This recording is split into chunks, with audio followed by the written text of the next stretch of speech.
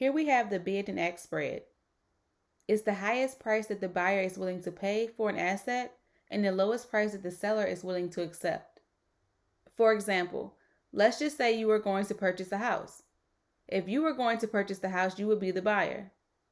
And you can make an offer on the house in which the seller would have to be willing to accept that offer. That's just an example of bid and ask spread.